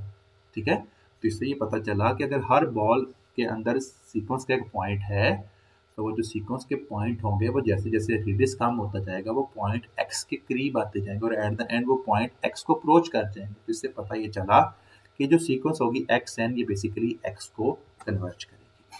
क्यों कन्वर्ज करेगी? देखिए हमने एक्सप्लेन किया, because 1/n approaches to zero as n approaches to infinity. ठीक है, हमें यही प्रूव करना था कि हमारे पास अगर कोई भी पॉइंट हमारे पास m को लेयर के अंदर हो तो उस सूरत में हमें उस सीक्वेंस m के अंदर एक सीक्वेंस मिलेगी जो सीक्वेंस बेसिकली इस x को कन्वर्ज करेगी। हमने दो यहाँ पे केसेस सपोज किया। हमने फर्स्ट केस सपोज किया कि x जो है वो m के अंदर एग्जिस्ट कर जाए, उस सूरत में हमें ये वाली सीक्वेंस मिल गई जो x को कन्वर्ज कर रही थी। और हमने दूसरे में सपोज किया कि अगर x m के अंदर ना हो, बेसिकली m का एक्युमुलेशन पॉइंट हो या उसका लिमिट पॉइंट हो, तो उस सूरत में भी हमें एक सीक्वेंस मिल गई x n जो कि बेसिकली x को कन्वर्ज कर रही। तो बेसिकली हमने जो पार्ट ए था उसका फॉरवर्ड जो डायरेक्शन प्रूफ था वो तो हमने कर लिया। अब हम इसके रिवर्स डायरेक्शन प्रूफ की तरफ आएंगे। रिवर्स डायरेक्शन में हम क्या सपोज करेंगे? हम सपोज करेंगे कि हमारे पास कोई भी सीक्वेंस है m के अंदर, और वो जो सीक्वेंस है वो पॉइंट x को कन्वर्ज कर रही है। प्रूफ क्या करना है? प्रूफ ये करना है कि जो पॉइंट x है ये बेसिकली m को लेयर के अंदर एग्जिस्ट करता है। ठीक है, अब अगेन दो चीजें हैं कि जो पॉइंट है ये m के अंदर हो भी सकता है, अगर तो m के अंदर होगा तो फिर तो प्रूफ करने की कोई जरूरत ही नहीं। या दूसरी चीज ये हो सकती है कि जो पॉइंट होगा ये m का लिमिट पॉइंट होगा, ठीक है। लिमिट पॉइंट होगा क्योंकि x के अंदर आपको m के अंदर एक सीक्वेंस मिल रही है xn, जो कि x को कन्वर्ज कर रही है। तो ऑब्वियस सी बात है ना, पूरी पूरी सीक्वेंस x के अंदर है, तो फिर जो जिस पॉइंट को कन्वर्ज करेगी वो उस सीक्वेंस का लिमिट पॉइंट होगा। अब सीक्वेंस का लिमिट पॉइंट है तो जो सेट के अंदर सीक्वेंस पड़ी है उस सेट का भी लिमिट पॉइंट हो जाएगा, ठीक है। तो अब दो चीजें हैं कि either x belongs to m और x is the limit point of m। That is, हम ये कह सकते हैं कि हमारे पास अगर तो m के अंदर है फिर तो प्रूफ करने की कोई जरूरत नहीं, लेकिन अगर उसका लिमिट पॉइंट है तो फिर क्या होगा। Every neighbourhood of x contain point, ऐसे पॉइंट हमारे पास x के अंदर, चूंकि उसका लिमिट पॉइंट है तो उसके बनने वाली हर जो हमारे पास कोई भी हम ओपन नेबरहुड या ओपन बॉल जनरेट करेंगे जो कि हमारे पास x को सेंटर मान के बनाएंगे, तो वो हमारे पास बेसिकली ऐसे पॉइंट को कंटेन करेगी xn जो कि x के इक्वल तो नहीं होंगे, ठीक है। तो इससे क्या पता चला कि हमारे पास जो x होगा वो basically is a point of accumulation. क्यों हमारे पास, क्योंकि बेसिकली हमारे पास such that x is a point of accumulation of m।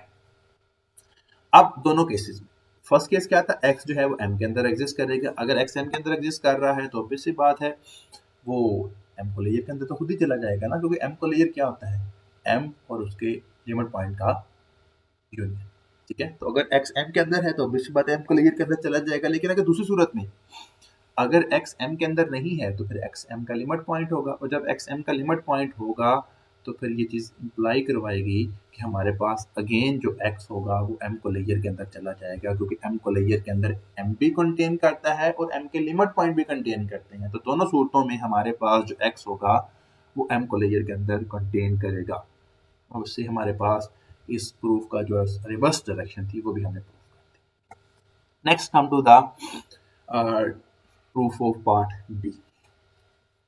B part हमारे पास क्या, बी पार्ट था एम इज क्लोज्ड, ठीक है। बी पार्ट में इसको दोबारा इसकी डेफिनेशन कर देता हूँ क्योंकि ये बहुत स्मॉल सा प्रूफ है, हमारे पास जस्ट एक स्टेटमेंट से ही पूरा का पूरा प्रूफ हो जाएगा। स्टेटमेंट थी m is closed if and only if हमारे पास m के अंदर एक सीक्वेंस एग्जिस्ट कर रही है, वो सीक्वेंस किसी पॉइंट x को कन्वर्ज कर रही हो, ये चीज़ इंप्लाई करवाए कि वो जो पॉइंट जिसको वो सीक्वेंस कन्वर्ज कर रही है वो भी m के अंदर है, ठीक है।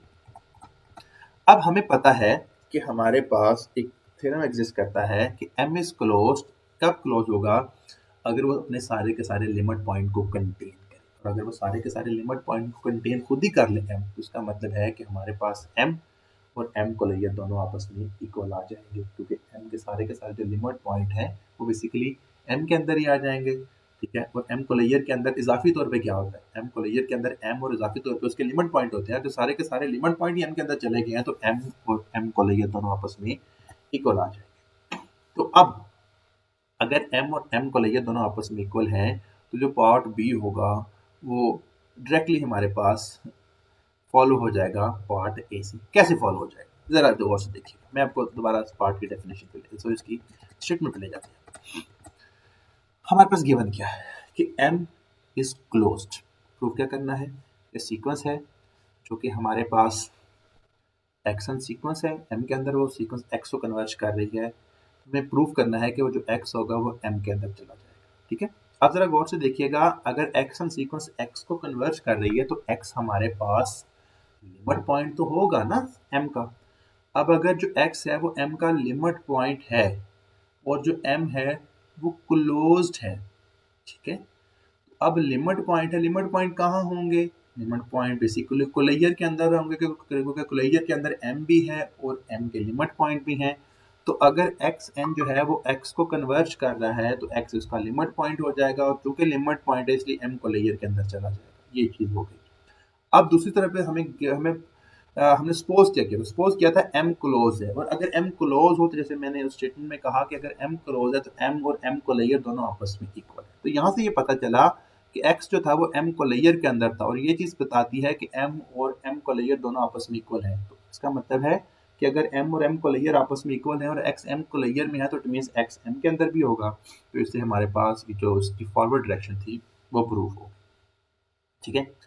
अब हम बात करते हैं कि हमारे पास इसकी जो रिवर्स डायरेक्शन है उसको किस तरह से प्रूव करते हैं। रिवर्स डायरेक्शन में आपने ये सारी की सारी चीज जो है वो सपोज करनी है। आपने सपोज करना है कि अगर कोई भी सीक्वेंस m के अंदर हो और वो सीक्वेंस x को कन्वर्ज कर रही हो, तो ये चीज इंप्लाई करवाती है कि x जो है वो m के अंदर होगा, और इससे हमें प्रूफ ये करना है कि जो m है वो क्लोज्ड है। क्लोज होने का क्या मतलब है, हमें प्रूफ ये करना है कि m is basically equal to m closure. तो इसी भी दो सेट को आपस में इक्वल प्रूफ करने के लिए हम ये शो करवाते हैं कि फर्स्ट जो सेट है वो सेकंड का सबसेट है, और जो सेकंड है वो फर्स्ट का सेट है। इसका मतलब है मुझे प्रूव करवाना है कि m is the subset of m को layer and m closure is basically the subset of m। ठीक है, अब ये तो हमें गिवन है कि जो m को लेयर होता है वो m और m के लिमिट पॉइंट का सेट होता है। तो इसका मतलब ये हुआ कि इससे हमें डायरेक्टली पता चल जाता है कि m is basically the subset of m को लेयर। ये चीज हमें फैक्ट है, ये तो हमें प्रूफ करने की जरूरत ही नहीं। तो फिर प्रूफ क्या करना होगा क्लोज करने के लिए? प्रूफ ये करना है कि m closure is basically the subset of m। ठीक है, अब उसके लिए हम क्या करेंगे? उसके लिए हमारे पास गिवन ये है कि हम m को लेयर के अंदर से कोई भी पॉइंट कंसीडर करेंगे और प्रूव करेंगे कि वो पॉइंट बेसिकली m के अंदर एग्जिस्ट करता है। ठीक है, अब उसके लिए हमारे पास फर्स्ट पार्ट यूज हो। हम क्या करेंगे? फर्स्ट पार्ट कहता है कि अगर आप कोई भी पॉइंट लेते हैं वो m को लेयर के अंदर एग्जिस्ट करता है तो आपको एक सीक्वेंस मिलती है। ठीक है, और सीक्वेंस बेसिकली हमारे पास किसी एक पॉइंट उस x को कन्वर्ज करती है। ठीक है, तो इससे पता ये चला कि आप इमेजिन करें कि आपने एक पॉइंट कंसीडर किया x belongs to m closure. तो फर्स्ट पार्ट ने ये हमें ए पार्ट ने हमें ये कहा कि आपको एक सीक्वेंस मिलेगी xn, वो आपके उस पॉइंट x को कन्वर्ज करेगी। ठीक है, अब जो सेकंड पार्ट में आपकी असम्पशन थी वो क्या थी? वो थी कि अगर कोई भी सीक्वेंस x को कन्वर्ज करे तो ये चीज इंप्लाई करवाएगी कि वो जो पॉइंट होगा वो m के अंदर एग्जिस्ट करेगा। तो इसका मतलब ये हुआ कि फर्स्ट पार्ट से हमारे पास जो पॉइंट सीक्वेंस x को कन्वर्ज कर रही थी, सेकंड पार्ट की असम्पशन हमें ये कहती है कि वो पॉइंट होगा वो बेसिकली m के अंदर एग्जिस्ट करेगा। अगर वो पॉइंट m के अंदर एग्जिस्ट कर रहा है तो अब सिनेरियो क्या बना? आपने पॉइंट कहां से लिया? आपने पॉइंट लिया था m को लेयर में से, और एट द एंड आपने प्रूव कर दिया कि वो पॉइंट m के अंदर एग्जिस्ट करता है। तो इससे ये पता चला कि जो m को लेयर है, m closure is basically the subset of m। तो इससे ये पता चला, हमें स्टार्टिंग में ये पता था m is basically the subset of m को लेयर, और अब इससे ये भी पता चल गया कि m closure is basically the subset of m। तो अब दोनों सेट एक दूसरे के सबसेट्स हैं, तो इट मींस कि m closure is equal to m, और अगर m और m को लेयर दोनों आपस में इक्वल हैं तो इट मींस कि m इज क्लोज्ड। तो इसका मतलब सेकंड पार्ट हमें प्रूव करने की जरूरत नहीं है। जो डिस्कशन है आप इस डिस्कशन को अपनी लैंग्वेज के अंदर लिख सकते हैं। अगर फिर भी आपको क्वेश्चन हो तो फिर आप मुझसे पूछ सकते हैं, व्हाट्सएप ग्रुप में पूछ सकते हैं, या आप इस वीडियो के कमेंट सेक्शन में पूछ सकते हैं। नेक्स्ट हमारे पास फर्दर एक कंप्लीट सब स्पेस का थ्योरम है। वो कहता है कि a sub space m of a metric space x is itself complete. कोई भी सब स्पेस, मतलब सब स्पेस क्या होती है? बेसिकली किसी भी स्पेस का सबसेट होता है जो कि स्पेस की सारी कंडीशन को सेटिस्फाई करवाता है, जो कि इटसेल्फ एक मेट्रिक स्पेस होता है। वो कहता है अब sub space m of a complete metric space is complete if and only if m is closed. कि हमारे पास किसी भी मेट्रिक स्पेस के अंदर बनने वाली कोई भी सब स्पेस कंप्लीट होगी अगर वो क्लोज होगी। ठीक है, ये एक वो है। तो दूसरा वो कहता है कि अगर m क्लोज है तो फिर m जो होगा वो हमारे पास कंप्लीट भी होगा। ये हमारे पास टू वे स्टेटमेंट है। अगेन हमारे पास इसका फॉरवर्ड और बैकवर्ड प्रूफ होगा। प्रूफ हम स्टार्ट करते हैं प्रूफ से। हम इमेजिन करते हैं लेट m बी कंप्लीट। हम स्पेस करते हैं कि m हमारे पास कोई भी एक मेट्रिक स्पेस है और वो कंप्लीट है। प्रूव क्या करवाना है कि m हमारे पास क्लोज्ड है। अब क्योंकि वो कंप्लीट है तो बाय प्रीवियस थ्योरम हमें ये गिवन होगा कि हमारे पास अगर हमने इसको क्लोज प्रूफ करवाना है तो हमें ये प्रूफ करवाना पड़ेगा कि m closure is basically the subset of m। उसके लिए हम क्या करेंगे? हम m को लेयर में से एक पॉइंट कंसीडर कर लेंगे। तो बाय प्रीवियस थ्योरम अगर हम कोई भी पॉइंट कंसीडर करें m को लेयर में से, तो उसका पार्ट ए कहता है कि हमारे पास there exist a sequence xn in m such that कि xn जो होगा वो इस x को कन्वर्ज करेगा। अब क्योंकि हमारे पास जो xn है वो x को कन्वर्ज कर रहा है, और हमने ये भी देखा कि हर कन्वर्जेंस सीक्वेंस कॉशी होती है, तो since every convergence sequence is Cauchy, तो हम ये कहेंगे कि हमारे पास ये जो सीक्वेंस है xn, ये हमारे पास बेसिकली एक कॉशी सीक्वेंस होगी। ठीक है, अब सो xn इज अ कॉशी, और एक्शन कहाँ पे पड़ी हुई? एक्शन जो बेसिकली है वो हमारे पास m के अंदर एक सीक्वेंस है। ठीक है, और एक्शन जो है वो कॉशी भी है, और m जो है वो कंप्लीट है। हमने कहा था कि हमारे पास कंप्लीट मेट्रिक स्पेस क्या होती है? जिसके अंदर बनने वाली हर कॉशी सीक्वेंस उसी के अंदर कन्वर्ज करे। तो इससे हमें ये पता चलेगा कि xn जो है, क्योंकि वो m के अंदर कॉशी सीक्वेंस है और m हमारे पास एक कंप्लीट मेट्रिक स्पेस या कंप्लीट सब स्पेस है, तो ये चीज़ बताएगी it implies x n converges in m. अब हम बड़े एक्स स्पेस की बात नहीं कर रहे हैं, हम उसकी सब स्पेस की बात कर रहे हैं, क्योंकि जो हमारे पास जो सीक्वेंस है वो भी सब स्पेस एम के अंदर है, और जो सब स्पेस एम है वो कंप्लीट भी है। तो इसका मतलब ये हुआ कि हमारे पास उस एम के अंदर बनने वाली हर कॉची सीक्वेंस उसी एम के अंदर कन्वर्ज करेगी, ठीक है।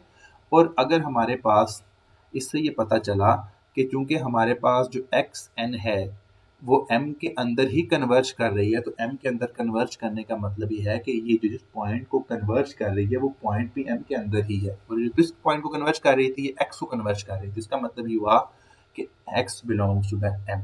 आपने क्या किया, आपने स्टार्ट में लिया था कि x belongs to m closure, आपने प्रूव करवा दिया कि एक्स बिलोंग्स टू एम, तो इसका मतलब ये हुआ कि m closure is basically the subset of m. M closure m का सबसेट हो गया। और दूसरा जो था कि हमने प्रूव करवाना था कि m is subset of m closure, वो हमें डेफिनेशन से डायरेक्टली क्लियर है, तो हमें प्रूव करवाने की जरूरत ही नहीं है। जब भी क्लोज की बात आएगी हम जैसे ये प्रूव करवाएंगे कि m closure is basically the subset of m. इससे ये पता चला कि जो हमारे पास है this prove that m is close. इसका फॉरवर्ड प्रूफ तो हमारे पास हो गया। अब इसके रिवर्स प्रूफ की तरफ बात करते हैं। हम इमेजिन करते हैं conversely let m be closed and xn is a Cauchy sequence in m, कि m हमारे पास एक क्लोज सीक्वेंस है और जो हमारे पास xn है वो बेसिकली हमारे पास उस स्पेस m के अंदर या सब स्पेस m के अंदर एक Cauchy सीक्वेंस है, ठीक है। प्रूफ क्या करवाना, प्रूफ करवाना है कि m जो है वो कंप्लीट है। So let's see. अब चूंकि xn जो है वो m हमारे पास Cauchy सीक्वेंस है ना, तो उसकी कोई ना कोई लिमिट होगी। बेशक वो लिमिट m के अंदर ना भी हो, लेकिन कोई ना कोई लिमिट तो होगी ना। जैसे हमने वहां पे बात की थी 1/2, 1/3, 1/4 उसकी लिमिट थी। बेशक वो लिमिट हमारी स्पेस x के अंदर नहीं आ रही थी, लेकिन लिमिट तो थी ना। अब इस तरह हमारे पास चूंकि xn एक Cauchy सीक्वेंस है, तो xn हमारे पास बेशक m के अंदर कन्वर्ज ना करे, लेकिन स्पेस के अंदर तो किसी ना किसी पॉइंट को तो कन्वर्ज करेगी। तो xn, तो हमें ये पता चलेगा चूंकि xn एक Cauchy सीक्वेंस है, then xn converges to x, m के अंदर नहीं, स्पेस x के अंदर, विच मीन्स हमारे पास जो x होगा वो m को लेयर के अंदर एग्जिस्ट करेगा बाय प्रीवियस थ्योरम। क्यों? क्योंकि हमने ये बात की थी कि हमारे पास जो प्रीवियस थ्योरम का ए पार्ट था, अगर उसको देखें वो पार्ट ए यही था कि अगर आपके पास ऐसी कोई भी सीक्वेंस मिल जाए xn जो स्पेस m के अंदर हो और वो सीक्वेंस किसी पॉइंट को कन्वर्ज कर रही हो x को, तो जो x होगा वो m को लेयर के अंदर चला जाएगा। अब वही चीज़ हम यहाँ पे कर रहे हैं कि हमने ये सपोज किया कि हमारे पास कोई भी सीक्वेंस थी, वो सीक्वेंस स्पेस के अंदर किसी पॉइंट x को कन्वर्ज कर रही थी, तो by using that theorem the part A ये चीज इंप्लाई करवाएगी कि x बिलोंग्स टू m को लेयर। अब m को लेयर के अंदर आ गया, और चूंकि हमें पता है कि हमारे पास m जो है वो क्लोज है, इसका मतलब ये हुआ कि m को लेयर और m दोनों आपस में इक्वल होंगे। और अगर m को लेयर और m दोनों आपस में इक्वल हैं और x m को लेयर के अंदर है, तो ये चीज़ इंप्लाई करवाएगी कि x बिलोंग्स टू m। हुआ क्या? हुआ ये कि आपने स्टार्ट में सपोज किया था कि आपके पास xn एक Cauchy सीक्वेंस थी जो m के अंदर थी, और वो सीक्वेंस किसी पॉइंट x को कन्वर्ज कर रही है, और वो पॉइंट कहाँ है, वो पॉइंट भी m के अंदर है। तो इसका मतलब ये हुआ कि m के अंदर बनने वाली हर Cauchy सीक्वेंस m के अंदर ही किसी पॉइंट को कन्वर्ज करेगी, और अगर किसी भी स्पेस के अंदर बनने वाली हर Cauchy सीक्वेंस उसी स्पेस के अंदर किसी पॉइंट को कन्वर्ज करे, तो ये चीज़ इंप्लाई करवाती है कि हमारे पास क्योंकि xn एक हमारे पास आर्बिट्रेरी सीक्वेंस थी, तो ये चीज़ इंप्लाई करवाती है कि m जो है वो हमारे पास कंप्लीट है, which proves completeness of the सब स्पेस m। नेक्स्ट हमारे पास एक थ्योरम है। This theorem is basically the combination of the continuity of in a metric space and the convergence of sequences. तो थ्योरम की स्टेटमेंट हमारे पास ये है, a mapping T from a metric space X to a metric space Y of a metric space XD into a metric space YD tilde. हमारे पास यहाँ पे x पे हमने मेट्रिक D यूज़ की है, y पे हम D टिल्डा यूज़ कर रहे हैं, क्योंकि हमारे पास दोनों स्पेसेस डिफरेंट है, तो उन पे बनने वाली जो मेट्रिक होगी वो भी डिफरेंट हो सकती है, तो इसलिए हमने दोनों की नोटेशन डिफरेंट की है। तो वो कहता है कि जो मैपिंग होगी is continued at some point x not belongs to x। कब? इफ एंड ओनली, अगेन हमारे पास ये टू वे स्टेटमेंट है। इफ एंड ओनली इफ अगर आपको कोई भी सीक्वेंस मिल जाए xn, वो x नॉट को कन्वर्ज कर रही है, और ये चीज़ इंप्लाई करवाए कि हमारे पास इस सीक्वेंस की जो इमेज आ जाएगा under this mapping t of xn that converge to t of x। Not. अगर ये चीज़ एग्जिस्ट करेगी ये वाली, तो हम कहेंगे कि जो हमारे पास यहाँ मैपिंग टी है वो कॉन्टिन्यूस है, और अगर हमारे पास मैपिंग टी कॉन्टिन्यूस होगी तो हम कहेंगे ये वाली चीज़ एग्जिस्ट करेगी। तो लेट्स सी, हम इसका फॉरवर्ड प्रूफ पे चलते हैं। सबसे पहले हम सपोज करते हैं कि टी हमारे पास एक कॉन्टिन्यूस मैपिंग है at point x not. assume t is continuous at the point x naught, so by the definition of the continuity, for epsilon greater than 0 there exists delta greater than 0 such that the distance between x and x naught less than delta। ये चीज़ imply करवाएगी the distance between t of x and t of x naught should be less than epsilon। अब जरा गौर से देखिएगा कि यहाँ पे x और x naught चूंकि स्पेस x के पॉइंट थे, तो इसलिए हमारे पास यहाँ पे जो डिस्टेंस है वो सिंपल d यूज हो रहा है, और इसी तरह जब हमारे पास इन पे जब हम टी अप्लाई करवाएंगे तो जो आंसर आएगा वो हमारे पास यहाँ पे y के अंदर चला जाएगा, और y के ऊपर जो हमारे पास डिस्टेंस होगा वो डी टिल्टा होगा। इसलिए हमने यहाँ पे जो डिस्टेंस टी ऑफ एक्स और टी ऑफ एक्स नॉट के दरमियान डिस्टेंस यूज किया वो डी टिल्टा यूज किया। तो the distance between T of x and T of x not is less than epsilon. ये बेसिकली हमारे पास कॉन्टिन्यूटी की डेफिनेशन जो हमने पहले पढ़ी हुई। अब हमें प्रूफ क्या करना है? हमें प्रूफ ये करना है कि अगर आपके पास कोई भी sequence x and x not को कन्वर्ज कर रही हो तो ये चीज़ इंप्लाई करवाती है that t of x n converges to t of x not. ठीक है, हम सपोज करते हैं let x not converges x n converges to x not. ठीक है, हमें पता है कि हमारे पास हर पॉजिटिव नंबर के लिए एक नेचुरल नंबर एग्जिस्ट करता है, तो हम वो पॉजिटिव नंबर सपोज कर लेते हैं कि वो पॉजिटिव नंबर है हमारे पास डेल्टा। तो आप इमेजिन करें कि हमने पहले सपोज किया हुआ कि डेल्टा एक पॉजिटिव नंबर है, तो डेल्टा के लिए हमारे पास एक नेचुरल नंबर एग्जिस्ट करेगा n such that for all n greater than equals to capital N the distance between x and x not is less than delta. ये बेसिकली हमने वही वाली एप्सिलॉन वाली डेफिनेशन यूज किया, लेकिन हमने उस वक्त भी बात की थी कि एप्सिलॉन कोई फिक्स नंबर नहीं है, एप्सिलॉन एक पॉजिटिव नंबर है। एप्सिलॉन की जगह कुछ लेने, आप डेल्टा लेने, आप थीटा लेने, वो पॉजिटिव होना चाहिए, तो हमने यहाँ पे डेल्टा के लिए सपोज कर लिया। उस पॉजिटिव डेल्टा के लिए हमारे पास एक नेचुरल नंबर एग्जिस्ट करेगा कि उस नेचुरल नंबर या उस नेचुरल नंबर से बड़ी आने वाली सीक्वेंस की सारी टर्म्स का जो एक्स नॉट से डिस्टेंस होगा वो लेस देन डेल्टा। ये हमारी सपोजिशन। अब यहाँ पे हमारे पास आ गया the distance between x and x not is less than delta. तो बाय सपोजिशन ये चीज़ इंप्लाई करवाएगी कि हमारे पास means for all n greater than equals to capital N the distance between, यहाँ पे था ना कि अगर x और x नॉट के दरमियान डिस्टेंस लेस देन डेल्टा हो तो ये चीज़ इंप्लाई करवाती है दैट t ऑफ x और t ऑफ x नॉट के दरमियान डिस्टेंस लेस देन एप्सिलॉन होगा। तो यहाँ पे आप इमेजिन करेंगे वही चीज़ है, जस्ट x की जगह x नॉट आ गया, तो ये चीज़ क्या इंप्लाई करवाएगी? ये चीज़ इंप्लाई करवाएगी the distance between t of x and t of x not is less than epsilon. ठीक है, अगर इस चीज़ का मतलब है कि हमारे पास जो x है x नॉट को कन्वर्ज करते हैं, तो इसका क्या मतलब होगा? इसका मतलब होगा the distance the t of x n converges to t of x not. हमें इसके फॉरवर्ड प्रूफ में यही प्रूफ करना था। नेक्स्ट हमारे पास इसका रिवर्स प्रूफ की बात करते हैं। रिवर्स में हम सपोज करते हैं कि एक्स एन जो है वो एक्स नॉट को कन्वर्ज करता है, और ये चीज़ इंप्लाई करवाती है t of x n converges to t of x not. और हमें प्रूफ क्या करवाना है? वी प्रूव दैट कि जो टी है वो किस पॉइंट एक्स नॉट के ऊपर कॉन्टिन्यूस। लेकिन हम इसको प्रूफ बाय कॉन्ट्राडिक्शन करेंगे। प्रूफ बाय कॉन्ट्राडिक्शन मीन्स हम सपोज कर लेते हैं कि जो t है वो x नॉट के ऊपर कॉन्टिन्यूस नहीं है। Suppose t is not continuous at x not.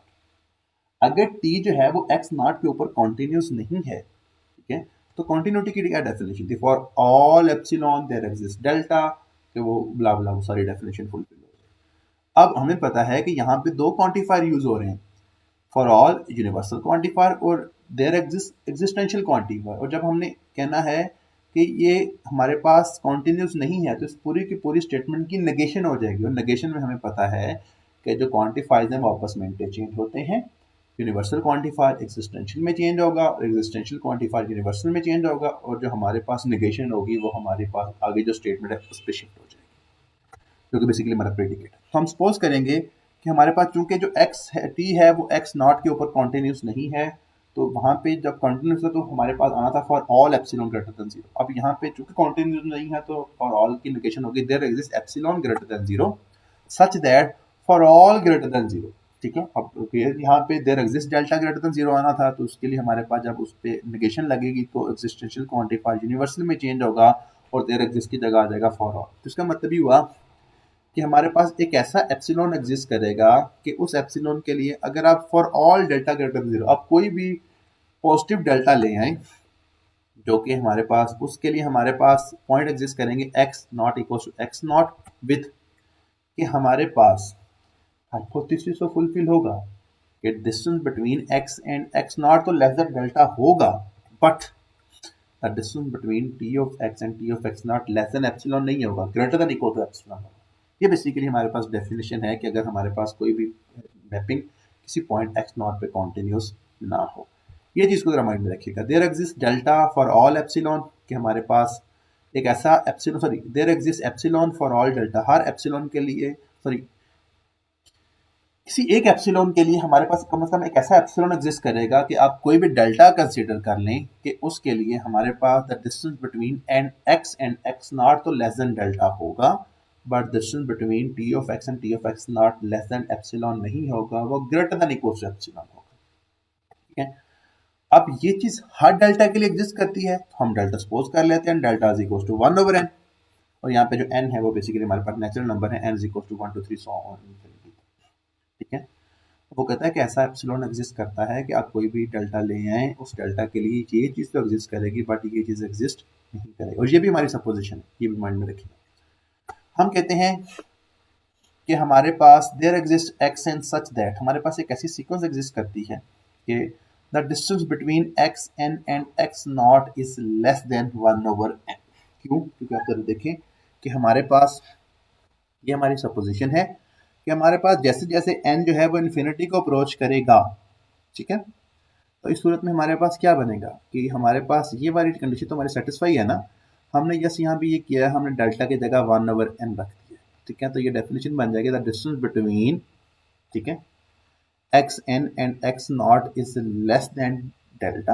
अब यहाँ पे चूंकि हमारे पास हर डेल्टा के लिए x ऐसा एग्जिस्ट करेगा, आप डेल्टा की वैल्यू 1 कंसीडर कर लें, उसके लिए आपको एक ऐसा x मिलेगा, डेल्टा की वैल्यू 2 कंसीडर कर लें, उसके लिए आपको ऐसा x मिलेगा। हमने क्या किया, हमने डेल्टा को जनरलाइज कर दिया 1/n।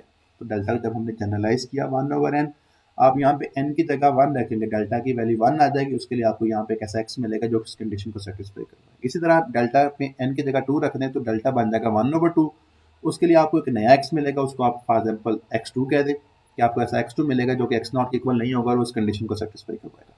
इसी तरह आप n की वैल्यू 3 रख दें, उसके लिए आपको अगेन एक ऐसा x मिलेगा जो कि x नॉट के इक्वल नहीं होगा, आप उसको x3 कह दें कि वो x3 इन कंडीशन को सेटिस्फाई करवाएगा। तो अगर मैं जनरलाइज करूं तो आपको delta is equal to 1/n के लिए एक ऐसा xn मिलेगा कि जो इन कंडीशन को सेटिस्फाई करवाएगा। कंडीशन क्या होगी, the distance between xn and x not is less than delta जो कि 1/n है, but the distance between t of xn and t of x not is greater than equal to epsilon. हमने just ये condition लिखी है, यहाँ पे just हमने डेल्टा की जगह 1/n लगा दिया और उस डेल्टा के लिए जो हमारे पास पॉइंट एग्जिस्ट कर रहा था उसको हमने xn कह दिया है, और पूरी की पूरी सीक्वेंस होगी।